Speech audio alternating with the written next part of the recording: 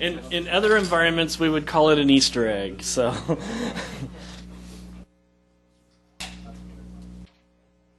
yeah, for those of you not familiar, this is Camellia, the mascot for Perl 6. Oh yes, absolutely, and can change color at will. So, probably so. Oh no. I've seen some that have twisted it around. Oh, and by the way, the wingspan you see on the screen, that's actual size. That's about half size. Oh yeah, it's 3 meters, right? It's 3 meter wingspan. So, all right, it's after 1:30, so I'm going to go ahead and start. I'm pleased at the number of people who are here. I hope I'm not going to be too technical, but I think you'll enjoy it. And if you have questions as I give the talk, then please feel free to ask, as we did yesterday, if you attended yesterday's talk. Let me get my controller here working. So this talk is more laziness and lists. It's kind of a follow-on to the talk I gave yesterday. And I'm coming up with alternate titles for this. And so far the best one I have is Perl 6 lists the good, the ugly, and I'm trying to figure out what to put in after ugly, but it has to do something with insanity. So, and I thought about just leaving a whatever star, but I wasn't going to necessarily do that. So, first of all, I'll start with an introduction and recap. In yesterday's talk, I focused on lists and arrays. We're going to do more of that today, but at some of the more deeper details. We covered list interpolation basics, some basics about infinite lists, talked about how arrays work, parcels, Slurpee lists, and list of lists. This talk covers more of the internal details of the Perl 6 aggregates. So this talk covers iterables and iterators, a little bit of hash basics, and if there's time permitting, I'll go into a little bit about captures, but I'm somehow doubtful that I'll get that far. So we'll see, because I already know there's like 40 slides in this presentation, so it's going to be hard to do in 40 minutes. More review from last time. If you go and read the synopses, which are the current Perl 6 language design documents, and you read what they have to say about lists, they're very out of date, so don't trust anything you read there. If you have a question, you can email me, ask on the channel, a variety of things, until I get what is now in these presentations into the synopses. Yes. You probably can't see it, but there's a URL at the bottom. I'm going to add the talk URL to the page on the YAPC schedule, so that you'll be able to get to the slides. Right here. I'll give you just a couple of minutes here.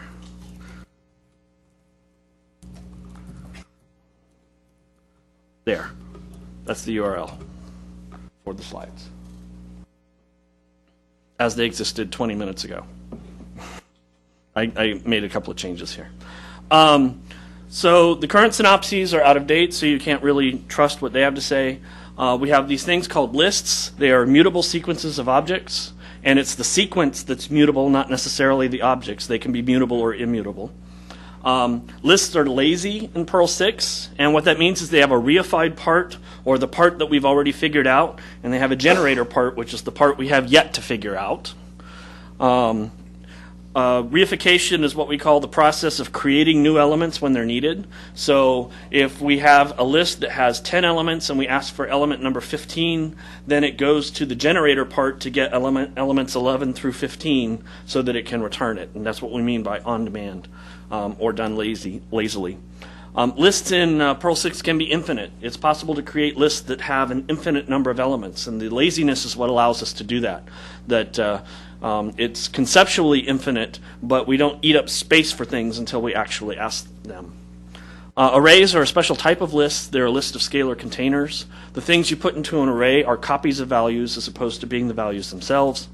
And if you do any sort of list assignment in Perl 6, it's done eagerly. It kind of gets rid of laziness if you're assigning to a list. In yesterday's talk, I talked about flattening and non-flattening contexts. Flattening contexts will take parcels and interpolate them into the list so that it acts like what Perl 5 did. If you had things in parentheses, it tended to flatten them out. There's also a list context that will take anything and give you its list representation. There's an item context that prevents things from being flattened or interpolated. And there's a list of list contexts, that's what LOL stands for, that will take parcels and turn them into items that don't flatten. And we have ways in subroutines to be able to say that we want a list of arguments flattened or that we want a list of arguments not flattened. And so those are the Slurpee with a single star and the list of lists with double stars to be able to do that. So before I go on, any questions? Anything somebody wants me to cover real quick? No?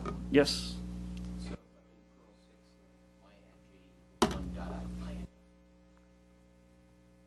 If you, 1, 2, 3, 4. yes. So the dot that 1, 2, 3, 4, it's going to reify that 1 2 bit. Just be nice. Yes. Dots the magic.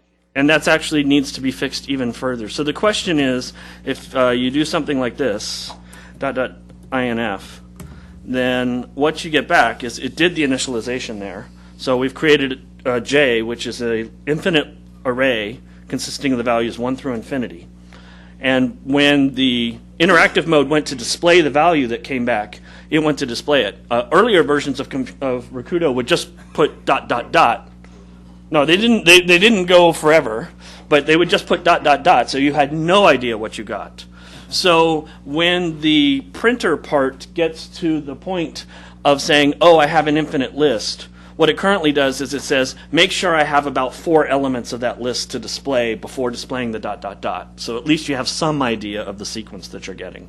I'm going to want to change that so that it displays all of the values it already knows about, and then do that. And if there aren't enough of those, then extend it.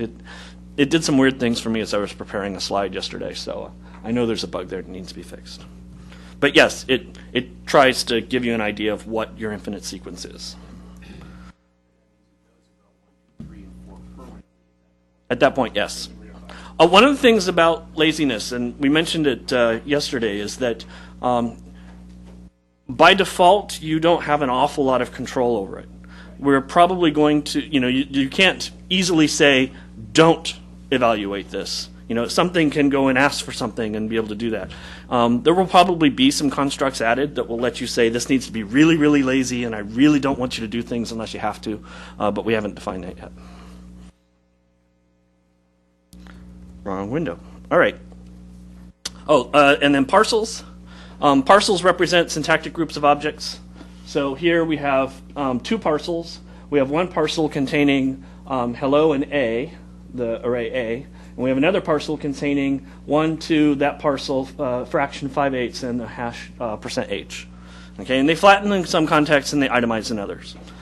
One of the things that I just wanted to repeat, because we'll see it from time to time in this talk, is that it's the comma that constructs a parcel and not the parens. Right? So if you say parentheses XYZ, close parentheses, a lot of people say, oh, that's a parcel containing XYZ. And that's not what it is. The parens are just for grouping. Just like if I said parentheses 2 plus 3, close parentheses, that's a 5. It's not a parcel containing a 5. Right? So it's the comma that creates a parcel. If you need a parcel with just one item, you use a trailing comma. And that gives you a parcel with just one item. The exception to that rule is that an empty parcel can be created by just doing 2 parents. That gives you an empty parcel. So, I'm sorry, this last one? The first one. That would be consistent with the last one. Not only that, you can make it a parcel, but you're constantly packing and unpacking them then. So it becomes Yeah. So it's much easier if it's just not a parcel. Like if I'm doing a math formula where I say 3 plus paren A times 4, Okay. I don't want it to become a parcel just because I put the parens there. If you have an empty parcel, you And then we have to have a leading comma thing and stuff like it. This doesn't occur that often, so it's bad that we have the exception. We haven't figured out how to fix it yet. Talk to that guy. I just implement what he says to do and tell him what he says to do is nuts. But so, alrighty. Implement it anyway. And then try and implement it anyway and say, oh, well, that wasn't so nuts after all. So most list operations will flatten parcels. So here I have an array with 2 elements, 2 and 3, another array with 2 strings, F and G. And if I were to put these inside of parcels and ask for how many elements it is, then it flattens it out like Perl would. And if I ask for the 5th one, I'm going to get the 5th one after flattening and not before. Actually, now that I think about it, I don't know where this occurred. That's a bug in Rakudo, I believe. So let me... No, I could do that. My B equals FG. Since I have the person who makes these decisions here as the captive audience, you could... I'm a little distracted trying to rearrange my desktop to fit 24 by 768. Okay. Well, this will be real quick. So, Larry, do you agree with the slide that should be 7? That these should flatten out to give me 7 elements, and not the element should be 2 because there's 2 things in the parcel. Most of our list-ish Operations on parcels flatten. will flatten. Yeah. So great. So Rakudo has that So you wrong. did it right. So my slide is right. Rakudo's wrong. Oh, yeah. I don't know when that bug entered, but it will leave. And it will leave by next Tuesday when the next release is. Get dissect. What's interesting is apparently we don't have a spec test for it. That bugs me. We don't have a regression test for that. So I just noticed that last week. All right. So if you need to explicitly flatten, you can do .flat. If you want to keep the parcels so they don't flatten, then you can ask for a list of lists and they won't flatten. So we can go from there. All right. So iteration and laziness. So this is the part where we're going to get into the guts of how iteration and laziness actually work in Rakudo and some of the reasons why we had to get there. Parts of it are scary and pretty, there's a lot of details that goes into it. In getting to this point, I've gone through at least 5 different implementations that I know of. Each one was thrown out because it was obviously wrong, which meant we had to change the spec, which begat a new implementation, which we discovered was wrong in other ways, and so forth. I have some examples of why that occurred. So the key feature for iterators is to note that laziness can introduce many action at a distance effects. And I'm going to show a couple of examples here. So we had a lot of false starts. One of them is that when implementing iterators, you can either do things like iterate and throw away the things you've already iterated, like a pipeline filter. And that results in data loss at a distance. Or you can keep everything, but if you're trying to do something like a pipeline and you're processing 1 million elements, you don't want to keep the first 900,000 as you're working on the 900,001th if you're actually doing it like a filter or a pipeline. So that's bad for pipelines and memory usage. So the key insight that was developed is that our lists are mutable and our iterators act immutable. And by that means is that once they come up with values, they don't ever change their idea of what those values were. Okay, so I'm going to open a block here with a no worries pragma, which means that for the next few slides, if it doesn't make any sense to you or you don't really know what's going on, don't worry about it. All right? So there's a open block and we'll be in this. So here's the basic challenge of iterators. So one of the goals and one of the exercises that I would do on the channel is to say, let's write a function like the map function that is going to process all of the elements of a list and apply a block to it. Okay, so map generally acts like a filter in a pipeline. So here's a naive implementation. All right, so in this implementation, we have this subroutine called myMap, and we'll take a list as an argument and a block as an argument, and then we're going to count through the elements of the list as we go through it. And as we go through each index, then up to the number of elements in the list, then we'll process the element from the list through the block and put it on the results, and when we're done, we'll return the results. All right? There's a couple of things to note about this implementation. First of all, it's eager. It's not lazy, because map is going to process all of the elements before it returns. All right? And that's okay. It's irrelevant to the point that I'm going to make, but I did want to note it. It's also eager because you asked for how many elements are in the list. So once you ask a list, how many elements do you have, it's going to go start generating them all so it can find out how many there are. So that's one thing to note about this particular function. Another question that often comes up is they say, well, if you're doing a while loop here, why not just put a for loop there to iterate through the elements and not do it with the while loop and let for take care of it? Well, the answer is that in Perl 6, map and for are the same thing. So you can't use for to do it because that's what you're trying to implement. All right? And so just as a side note to this, in Perl 6, if you say for list block, where you're saying apply this block to all of the elements of list, that's exactly the same, at least in Rakudo, as if you wrote this. So make a parcel out of a list, or make a parcel containing the list, and apply this block to every element of that particular list. They are exactly the same. Because of, good question. So why does it have to be a parcel? And the answer is because of this situation. So if I have my x equals something, whatever it may happen to be, and I say for $x block, how many iterations will that do? It will do 1. And so the equivalent map, because it's a scalar, so it won't flatten. So therefore, it's like that. By putting it in the parcel, it doesn't flatten. If I left it without the parcel, then what I'm actually doing is mapping on X itself. And if it's a list, that's applying map directly to the list. So that's a good question. The no worries pragma is still in effect. Is there a direct array method? Like, is there a map array method? Yes, it is the one for list. So you could, for an array, leave out the parcel. Yeah, if you have this situation, that's a very good question. So the question is, if you have an array and you want it to flatten through a map, can you do it? And the answer is yes. So if I have my x equals 1.10, like so that creates an array, and it's in a scalar variable. And if I want to do something to that, like print out each element, that will map over all of the elements of x, because what I'm actually invoking it on is the array itself. And the fact that it's in a scalar is lost by the time you send the message. I think you may have the same question I have at your actual slide.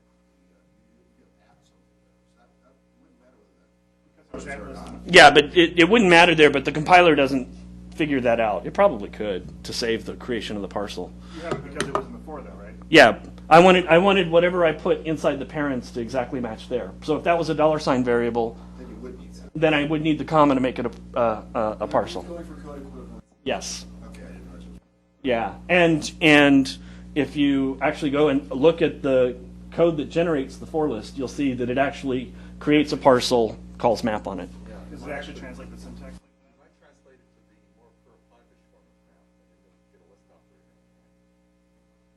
That's what for gives you. You get a list context before, you get a list context. You can say map, block, list. Instead of using the method. This is a, I think, more equivalent. So Larry's point is that we could make it into the functional form as a list, where it's a list that's passed as a Slurpee. And I mean, then you're actually creating an extra level of indirection for the Slurpee. That you're shifting off of, you're processing the Slurpee. So all of your elements that you're going through have to go through this Slurpee because it's lazy and flattening and a variety of things like that. So you're adding an extra level of indirection. And also, in general, we've tended to try to make our functions rely on our methods, not our methods rely on our functions. Right. So, okay, still no worries on. So, if you decide that this talk is not for you and you leave, I'm not offended. So that's fine. I am.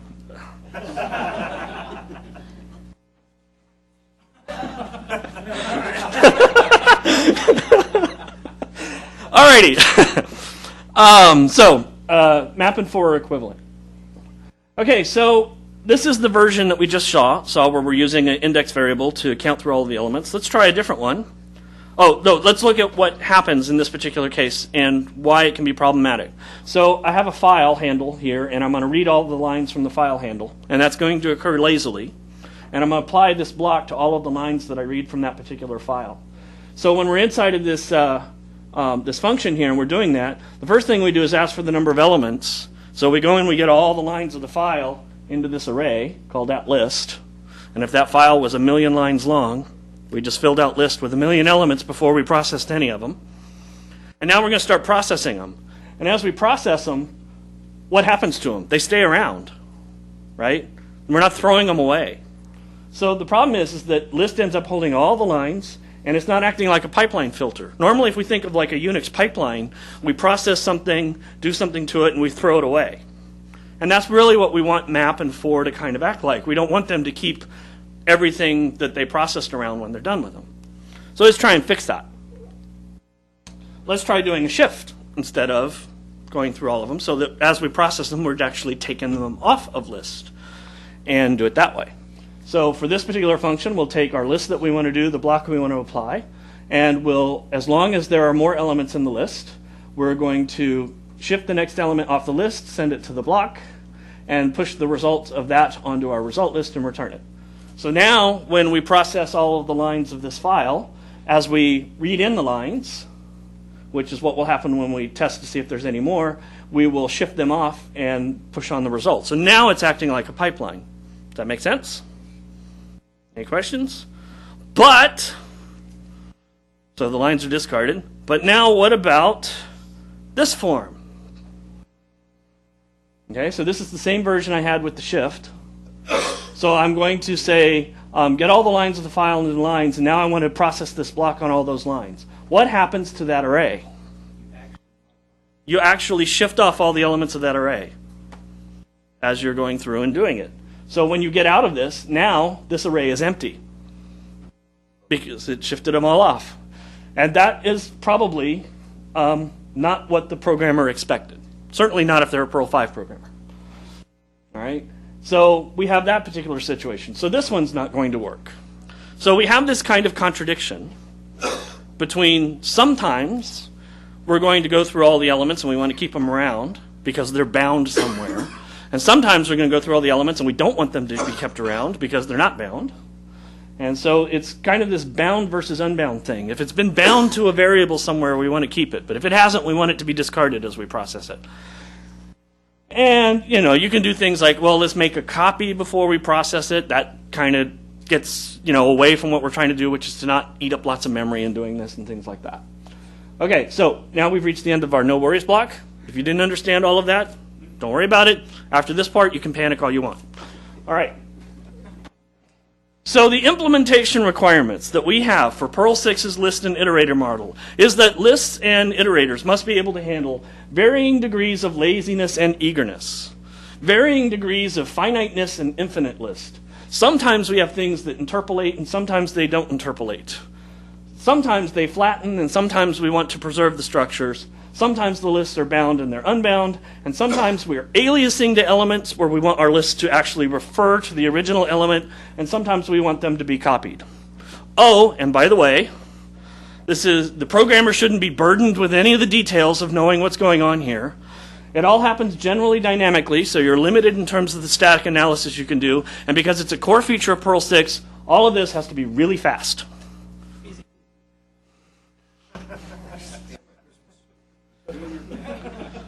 This is why we had 5 different things. This is how I often looked when we discovered something that wouldn't work. By the way, just for the record, I blame this guy. If that wasn't obvious already. After all, Perl philosophy is simply to torment the implementers, that would be me, on behalf of the user. I love that quote.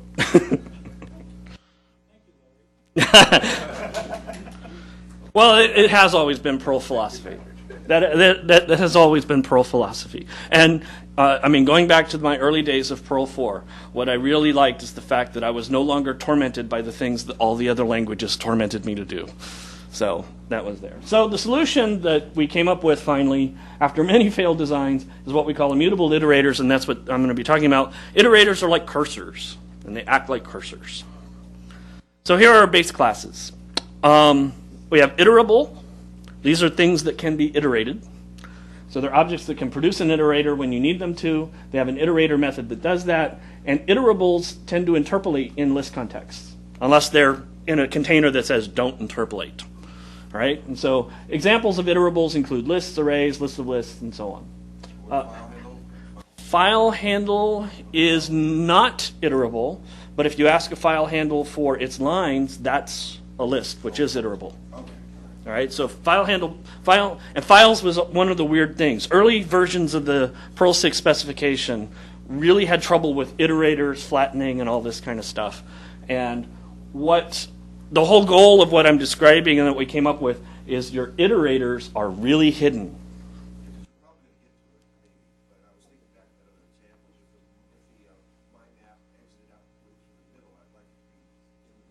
And that's what will happen. That's what does happen.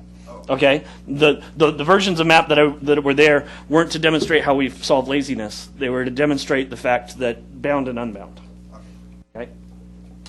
Alrighty, so these are the other ones. I should have put in here hash is an iterable. Also, you can iterate over a hash, and you get a list of pairs. And there's a few others, but I need to update my slide for that. Then we have the iterator base class. It's an abstract. Both of these are really abstract classes that we expect you not to use them directly. It inherits from iterable. So every iterator is itself iterable, because the key thing that makes something iterable is that it can return an iterator. So an iterator, when it's asked for an iterator, just says self. Just returns itself, and there you go. These are the objects that perform the iteration. Their main method is something called reify that produces values, and we're going to walk through that here. And usually, iterators are wrapped by some sort of a list. So, for example, a file handle, if you're reading from a file, there's an iterator down there that's doing all the work, but what you see is a list of lines, and you can treat it like a list of lines to do things with. Three of the common iterators are list iterator to iterate elements of a list, a map iterator which applies a block to a list. This is the part that handles laziness and block application. There's a construct in Perl 6 called gather take, which allows you to start a subroutine, and then it will only produce values that get returned in a sequence when you explicitly say take, and that happens lazily. So there's a gather iterator for that. And we're going to look at a couple of examples. To look at it from a hierarchy perspective, at the top of the hierarchy, there's actually another class above this, but start with any. Any is our base class for most common objects. It's kind of the standard undefined type, and has the methods that all the different objects are. There's a subclass of that called cool, which is common object-oriented library or something like that. It's basically this is the class of objects that tend to like to act like others. So string and int and list. Since you can use a list like a number, it's in cool. Since you can use a string like a number, it's in cool, and that's the thing that handles that bridging. Perl 5 scalars. Yeah, Perl 5 scalars. That's a good way of doing it. Then there's iterable, which is from cool, and the iterables are things like list, which includes array and list of lists and so forth. And then the iterator is a subclass of that, and then we have the various types of iterators. If you're wondering about that one, I have a set of slides on it in a little bit. Okay, so for an iterator, the key method is the reify method. And you pass it a thing that says how many elements do you need. So you could do an iterator where you always get one element at a time. But if you do that at a method call level, that means every time you want to get one element, you're going and fetching one element. And if you need 1,000 of them, you're going to do 1,000 method calls just to do it. So it's parameterized, that you can request, I need 1,000 elements. And that way it can process them quickly and return you 1,000 elements in a single method call instead of having to do a bunch of them to make that happen. When you call reify, what you get back is a parcel of all the reified values that the iterator produced, and the iterator puts in that parcel any subsequent iterators that will be needed to continue getting more elements. It's going to be a chain, and we'll illustrate that in a second. If you request a certain number of elements, an iterator is allowed to go fewer or greater than what you request. In other words, the iterator kind of controls. You say, I want 1,000 elements, but if it says, I'm going to go ahead and produce 2,000, it can choose to do that. Now, it depends on what it's iterating as to whether it will or not, but it's allowed to work ahead if it thinks that will be more optimal in the long run. Like standard in buffering. Yeah, like standard in buffering. Would it return all 2,000 or just the first? It will return all 2,000. Okay, but list, normally you're not dealing with these. List already knows how to deal with that. Okay, you can specify special values. Oh, I turned off my pointer. you can specify special values in the thing like star. The whatever star means give me whatever, which basically tells an iterator, go get me some more elements. I don't care how many. It's got to be at least one. But get me some elements, whatever you think is appropriate, and give them back to me. And you can do inf, which says give me everything you have left, or signal to me somehow that would be silly. In general, most programmers don't have to interact directly with Iterator. One of the earlier versions of Rakudo would tend to return iterators that programmers could see, and it caused no end of problems because people couldn't understand. So we really want that hidden. So they're usually managed internally inside of list objects. The key point about when we talk about immutable iterators is if you have an iterator, it's got some lazy things that it has left to generate, and you ask it to reify something, it does it, and it suddenly becomes immutable at that point. It will not change from that point on.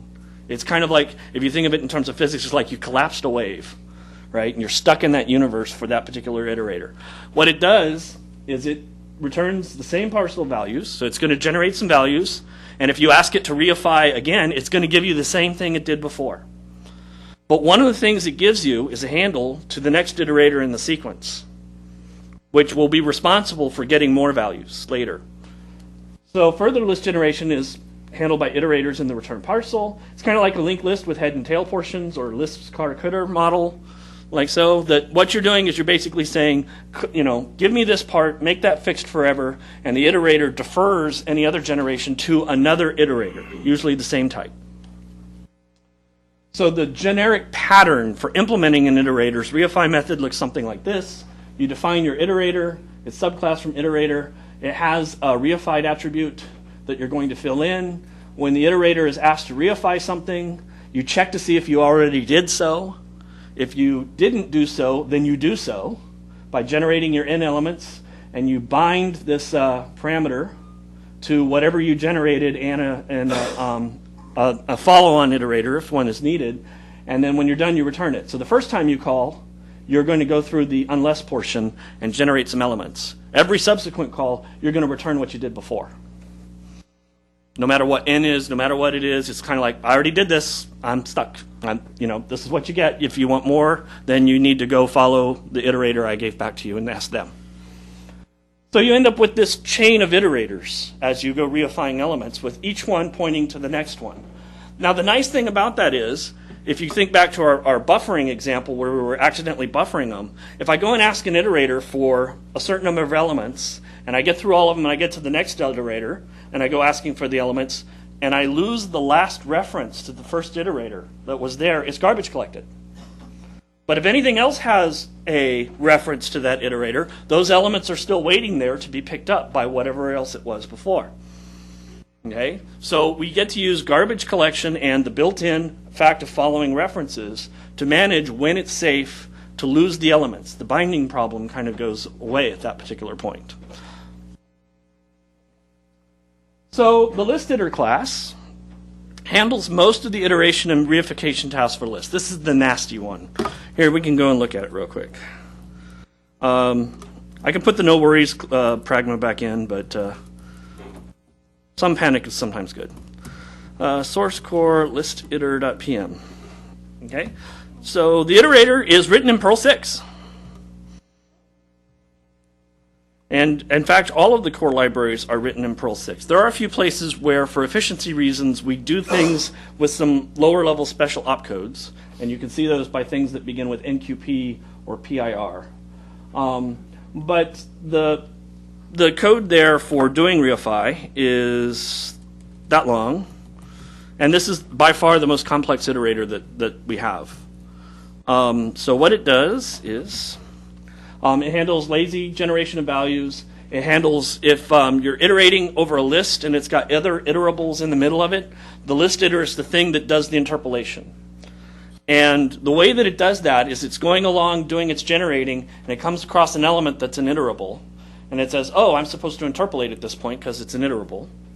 And so it asks the iterable for its iterator, and it asks that iterator to do a reify of some elements, and whatever it gets back in the parcel, it just splices in place and then keeps going, start processing those. So it just does a lot of splicing. And so as you're iterating, a lot of intermediate objects all of a sudden start disappearing because you're taking and replacing the large aggregate with the elements that it was aggregating as you're doing your flattening. Iterables will also flatten parcels if you're a flattening sort of thing. There's a special value called nil, which if found in a list is simply means nothing. It doesn't generate anything, so it removes those. And it also handles the eagerness and infinity constraints. And here's kind of the process that it goes through to handle reification. We have a special low-level array called rest. So this is a low-level array at the level of our virtual machine. It's not a Perl 6 array that is lazy and everything like that. This is literally just an array that we can grow and resize, but doesn't have laziness or any of the other features. So we start shifting things from there. We start building a parcel of things that aren't being interpolated and aren't being processed, the things we are going to return back. The list iter, as it produces this parcel, it also has a link to a parent container where it can say, I produced these things and you're responsible. You told me I'm supposed to tell you when it happened. And so you can go store them. And so it does a callback to do that. And that's what allows a list, which is the thing holding the list iterator, to put the newly reified elements into its list of reified elements. Okay.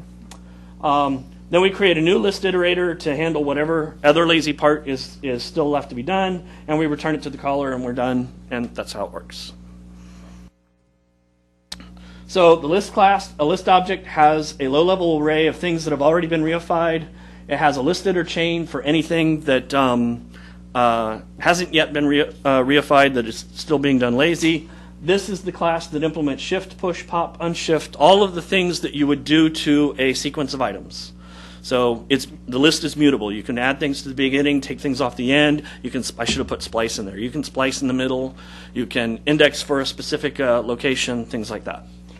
And the key thing is that a list, when it's managing this list iter chain, it's the thing that gets the callbacks whenever new values are generated, so it knows I'm supposed to put them as being reified. There's a special method. I noticed this was asked several times yesterday on IRC and a few things. What if you want to know how much has been reified? You can ask a list how many elements it has, but it goes and generates all the elements. What if you just want to know, well, how many have you got already? And there's a gimme method for that. And the gimme method is a way to tell a list, make sure that you've worked ahead at least to this point. Give me at least this many elements. And we couldn't come up with a better name than gimme, so it stuck. So when you call gimme on a list, it ensures that at least n elements of a list have been reified. So it looks at that number, and if it's already reified that many, it just says, okay, I'm done. If it hasn't done that, then it tells its list iterator, I need this many more elements, and it goes through and follows the chain of list iterators and manages them until it has enough elements, at which point it returns. And the last thing that it does is it says how many are actually been reified. So that, that answers the question that the callers want to know, which is how many have you already got? So here's an example. I've created an infinite list of the Fibonacci sequence. If I ask for the eighth that element at index 8 in the array, then it comes back and says it's number 34. So if I ask that array, how many have you generated? And I give it 0, which means I don't want you to generate any more, right? Because you already have 0. So just tell me how many you've already got. It'll come back and it'll say 9. And the reason it says 9, its indexes 0 through 8. 0, 1, 2, 3, 4, 5, 6, 7, 8. So 8th is the one at index 8 is the 9th element. Then I can tell A, go ahead and give me 50 elements. So that actually generates all the indices from 0 to 49, fills it in. And now, anytime I ask for an element prior to index 50, I'll get it back almost immediately. There's no generation that has to take place. It's already been memoized. It's already been recorded in the array. And so it's very, very fast. So if I know that I'm going to be doing a lot of lookups at later elements, I can tell the list, compute a bunch of these right now really fast so that my later lookups will be quicker. Instead of having it go and generate one, and then I'll come back and ask for the next one, so it has to go and generate another one and do it slowly. You can tell it to pre-cache a bunch of values and then use them directly. And in fact, the CPU cache is better this way. Yes, lots of things are better. You're reducing the number of method calls. You're doing all sorts of stuff.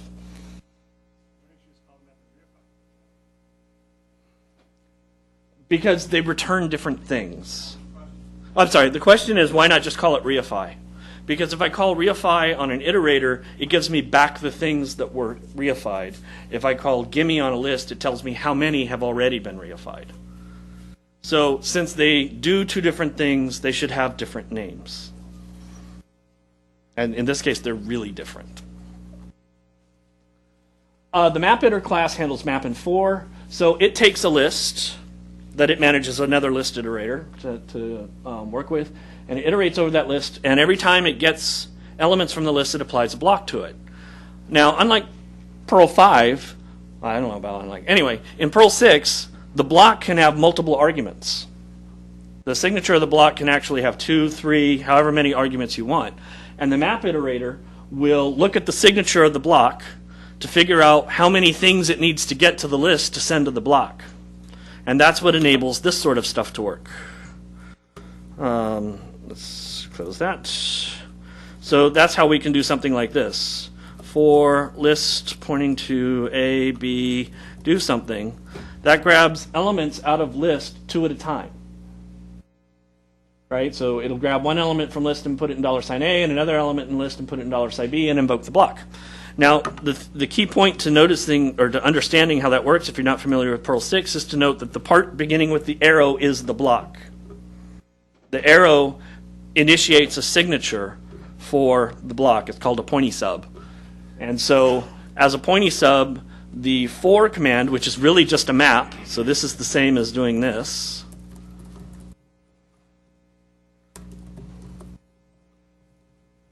Right? It's the same as doing that. Map looks at the block. It says, I need 2 values of the block. So it goes and grabs from the list items 2 at a time and then passes them to the block.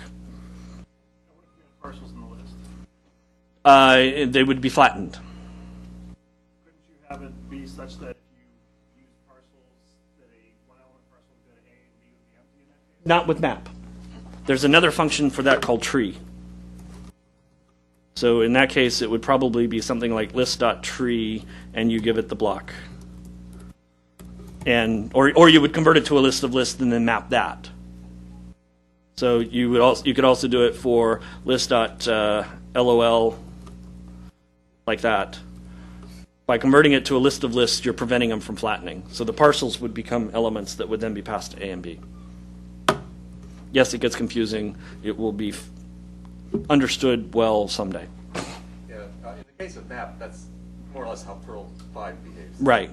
It flattens. Yeah, original versions of Rakudo had map where it could handle flattening and non-flattening behaviors. And it turns out that having it always be flattening makes a lot of things faster and simpler. And the .lol is to handle the rarer cases where you don't want that to happen. The map-iter class also is the thing that handles the control flow from things like next, last, and redo. It's also the thing that causes the first, next, and last phasers to be invoked. If you don't know what a phaser is, watch more Star Trek. A phaser is a block that is executed when you change from one phase of execution to another.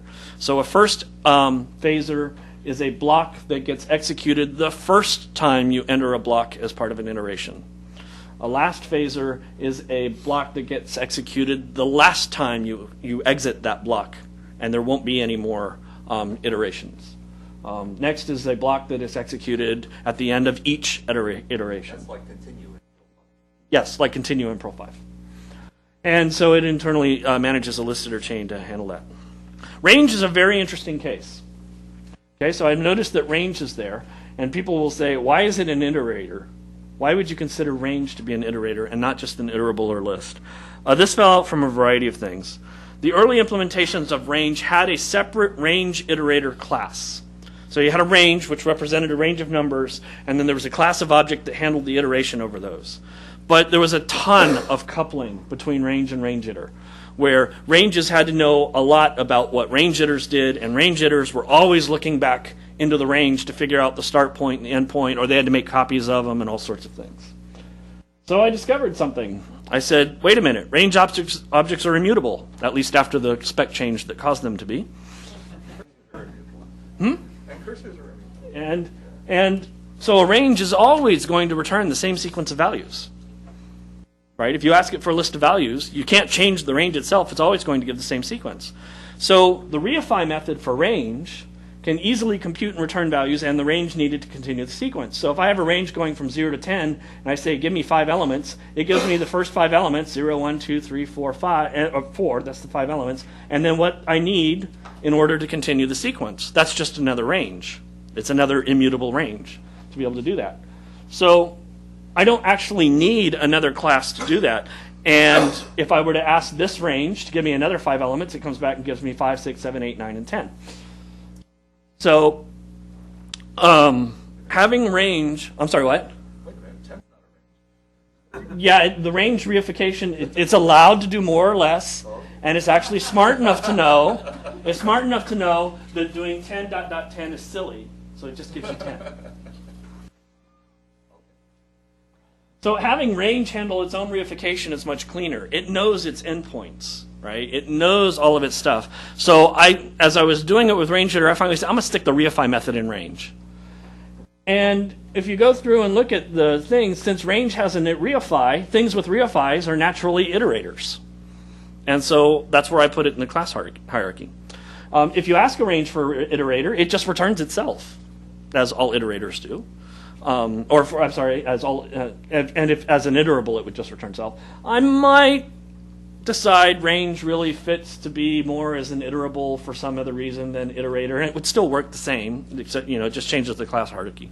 But since it has a reify and iterators have reify, I stuck it there, and everything seems to work. Yes. Okay. Any questions on those? I promise that's the end of iterators. Yes. So when the range changes from 0 to 10 to 5 to 10, The range doesn't change from 0 to 10 to 5 to 10. It gives you 0, 1, 2, 3, 4, and a new range of 5 to 10, like most iterators do. Iterators don't change what they know. They generate a new iterator of the same type that handles the rest. Yes, it's another range. It's another range. So in theory, if I put a dot star on here and I kept getting chunks of it, it would just keep getting new ones with the starting point. Yes. Yep. That's exactly what it does. Yes. From an internal standpoint, it seems like it's very heavy to do this. Does it already make use of pulling more elements than it needs? For range, it does. For integer ranges and numeric ranges, if you say, like, I want from 1 to infinity, and then you go and start requesting elements for it, it does like 1,000 at a time. It starts to make the trade-offs there to say, I'm going to really look ahead to be able to do that. And also, we've gone ahead and optimized that particular case because numeric ranges are so common that it actually does it at low-level object code and not in Perl 6 code. Because it's common, it makes it really, really fast. So that's an optimization we've done. Any others? Okay. The nice thing about ranges is you know the type of the endpoint, so if the fit into low-level ints, you can use low-level. Yes, exactly. Yeah, compact C Alrighty, so handling infinity. So iterable objects have an infinite method that report finiteness. Is the thing that's iterable finite or infinite? Right? And there are 3 possible answers. True is I'm infinite and I know it. False is I'm finite and I know it. And mu, which is another type in Perl 6, is actually the parent of any, says I don't know. I might be finite, I might be infinite, I haven't figured that out yet. But when I figure it out, I'll report differently, right? Could have used 42. So, these are the 3 possible values. Now, all 3 of them are really needed for good reasoning. So, if I have a range from 0 to 5 and I say, are you infinite? It comes back and says false. We know that to be finite because the endpoint is finite. There's a finite number of elements there, and it can detect that. If I say I want a range from 0 to infinity and I ask if that range is infinite, it comes back and says true. My endpoint is infinity, so I know that if you ask me to, I'll generate enough elements for you until you get tired of asking. Right? So those are pretty easy cases. if I have a sequence, this is the Fibonacci sequence again, and I say I want the numbers 1, 1, the previous two numbers added together all the way up to infinity, and ask if it's infinite, it will come back and it will say true. And it will say true because of this star here that the programmer put there. If you put a star at the end, that implies infinity, and the sequence operator can determine that. But if you say 1, 1, star plus star up to 10, the way the sequence operator works is that it stops when you reach this point exactly. That's one of the values that comes back. It's not. And the thing is, the sequence operator can't know that because this is an arbitrary generator as far as it's concerned. It's a block. So the sequence operator can't know that you're going to reach an end because it doesn't know, it can't introspect to figure out what you're computing, and it doesn't know that that sequence, since it's arbitrary, would ever absolutely match that value. It doesn't know you need greater than, it has to look for explicit matches. The sequence might not contain that value. Exactly. So It therefore, might generate perspective. 11, but it doesn't know that. Right. So, and actually, if you were to save the sequence, it would actually not stop at 10. It would go to 11, and then the other ones that are 13, I guess, is the next one. So We tried doing it the other way. it didn't really work. I have a question here. So why no Mu isn't undef. There are many values of undef in the Perl 6 world. It's a type object, and mu is the most undefined.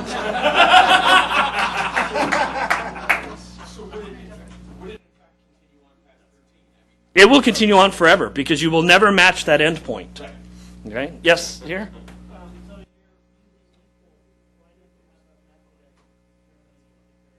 It's not actually using equal, it's using smart match.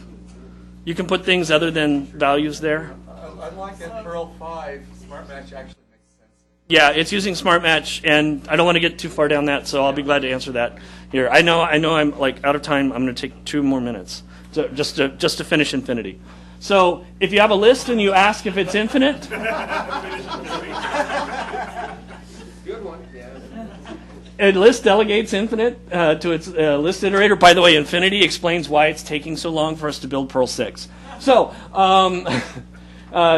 if you have a list and you ask if it's infinite, it just asks its list iterator. A list iterator, to determine infinity, just looks at the next thing in the sequence that it hasn't processed yet and asks it, are you infinite or not? And if the thing comes back and says false, then the list iterator says mu, because the other things might be infinite. If it comes back and says true, it knows that it's infinite because the first thing said it did. We could scan ahead for those. I haven't implemented that yet. And when you're reifying a list, and you're doing it eagerly, it stops when it finds an iterable that says, I'm infinite. If the iterable doesn't say, I'm definitely infinite, it keeps going, just in case it finds one. So the other thing that's interesting is that map blocks don't always return mu. So mapping, even if you are mapping over a known infinite or a known finite thing, the process of mapping currently always changes that to mu that it doesn't know because the block could change what happens. An infinite list could end because of a last.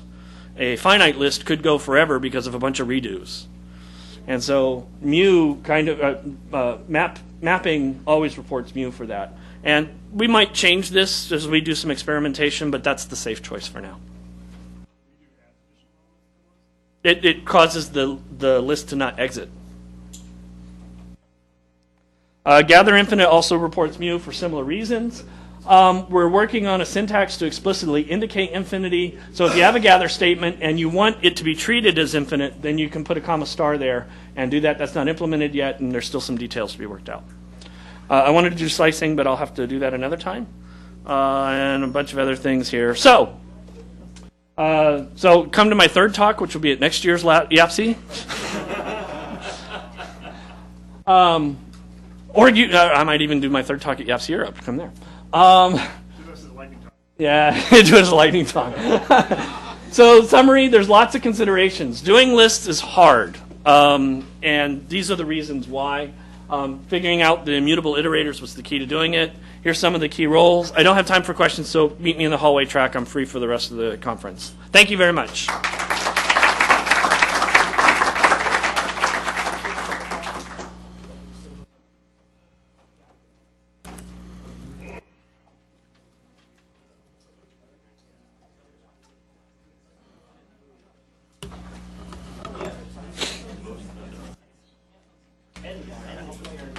That's going to be on next year's grade speech.